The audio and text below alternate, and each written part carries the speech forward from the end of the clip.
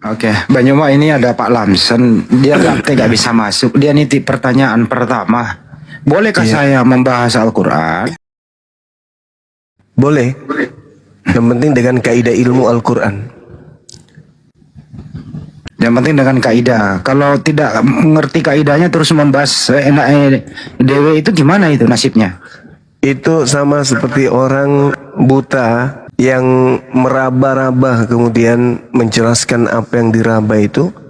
Dia baru pegang kaki, ya di situ ada kuku, lantas mengatakan bahwa manusia itu adalah sebuah benda bergizi 5, kemudian punya kuku. Samanya orang buta menuntun orang buta gitu ya. Kalau dia mengajak orang lain juga, maka sama seperti dia orang buta mengajak orang buta, atau orang gila ngajak orang gila. Pertanyaan kedua dari dia Banyuma, ini serius. Dari manakah asalnya Al-Quran dan untuk siapa? Ini pertanyaan dari Pak Lamsan Naibahu. Iya, Al-Quran itu dari pencipta langit dan bumi dan diberikan kepada seluruh umat manusia.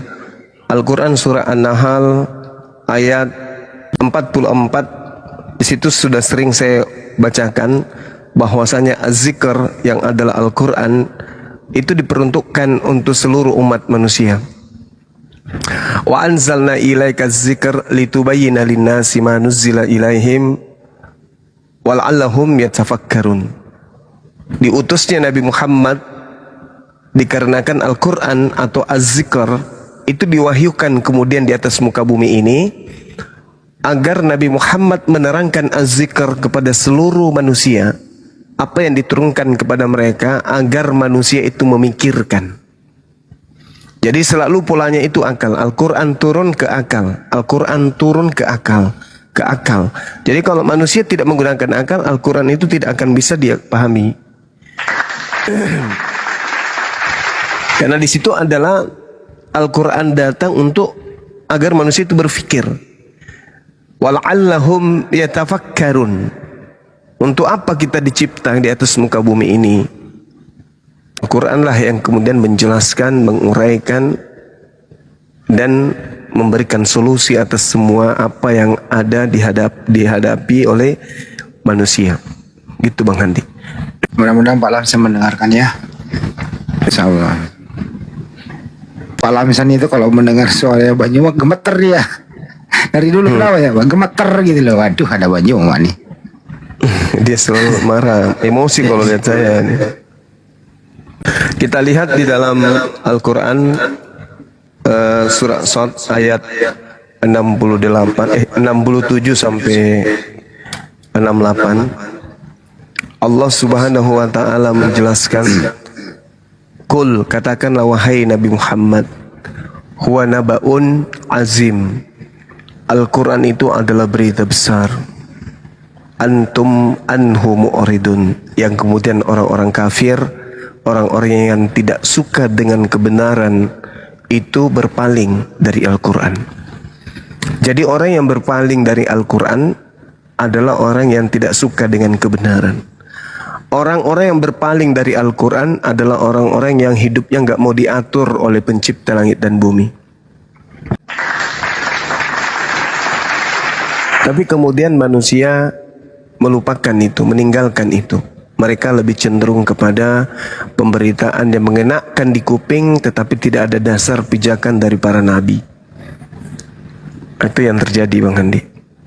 Berbahagialah kita umat Islam ini yang kemudian menjadikan Al-Quran itu sebagai pedoman hidup.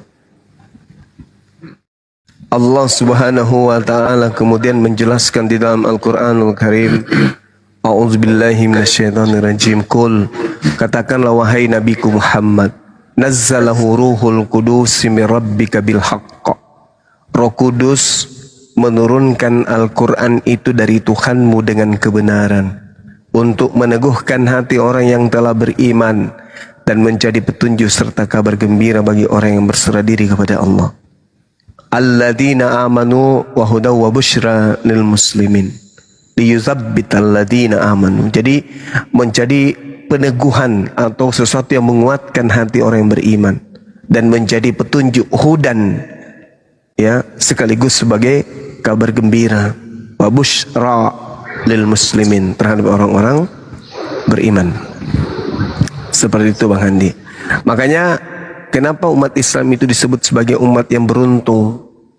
Karena umat Islam itu mendapat warisan jannah berupa firdaus, dan itu tidak ditemukan di dalam kitabnya orang Kristen adanya jaminan surga kepada mereka.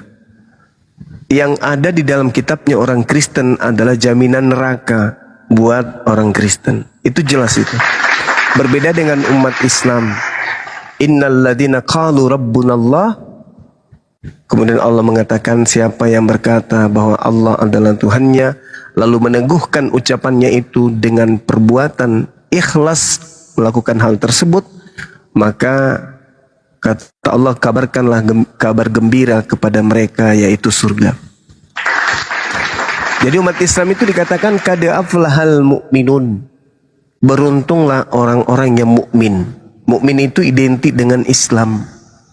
Nah, kenapa kemudian mereka nggak bisa sampai kepada pemahaman ini? Karena sebenarnya Al-Quranul Karim diwahyukan oleh Allah ya untuk dijadikan sebagai alat untuk berfikir. Wala'allahum yatafakkarun. Sedangkan Bible apa yang mau difikir di sana? Tidak bisa kalau Bible itu dipakai lalu kemudian acuannya adalah pemikiran, itu nggak sampai kepada Kristen. Nggak bisa. Jadi agama Kristen itu tidak dihasilkan dari olahan akal. Agama Kristen itu dihasilkan dari doktrin dogma. Seibarat seekor sapi, doktrin mengatakan itu adalah cicak. Akal mengatakan bukan, itu adalah sapi. Tapi doktrin mengatakan cicak. Nah, saudara-saudara kita Kristen lebih percaya kepada doktrin yang tadi, yang nyata-nyata menurut telah akal itu adalah seekor sapi, tapi doktrinnya adalah cicak. Maka orang Kristen lebih mempercayai doktrin bahwa sapi itu adalah cicak. Itu fakta, itu real. Jadi tak ada orang yang bisa menjadi Kristen dari proses akal, nggak bisa. Tak ada satupun. Kalau ada orang mencoba untuk mengkaji Bible dengan akalnya, minimal mereka ateis, agnostik, atau mereka hidayah. Itu pasti itu. Kalaupun ada pendebat Kristen menantang, ngotot, itu hanya mencoba untuk mengelabui diri mereka. Mencoba untuk mengelabui diri mereka. Mencoba untuk menipu hati mereka dan menipu pemikiran mereka. Ketika mereka mengatakan Yesus itu adalah Tuhan 100%, manusia 100%, sebenarnya pada konsep kemanusiaan orang Kristen tersebut ada bisikan bahwa aku sedang berbohong dan aku sedang menipu dan aku sedang menzolimi diriku sendiri. Itu pasti itu. Itu udah pasti.